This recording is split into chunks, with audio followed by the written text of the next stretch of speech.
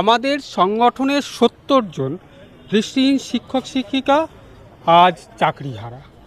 তো আমাদের প্রধান যে দাবি, যে জন্য আমরা এখানে এসেছি, সেটা হচ্ছে যে আমাদের এই ৭০ জন শিক্ষক শিক্ষিকা তারা কোনো অপরাধের সঙ্গে যুক্ত নয়। তারা যোগ্যতার সঙ্গে পরীক্ষা দিয়ে উত্তীর্ণ হয়ে তারা চাকরি পেয়েছিলেন, শিক্ষকতার দায়িত্ব পেয়েছিলেন।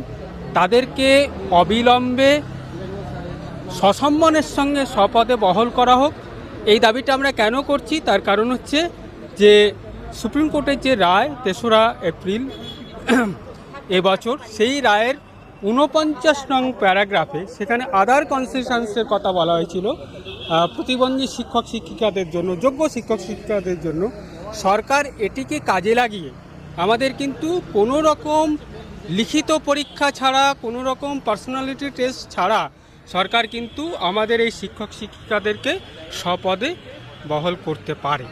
বাংলা হান্টের আরও খবর দেখতে নজর রাখুন। বাংলা খবর মানেই বাংলা হান্ট।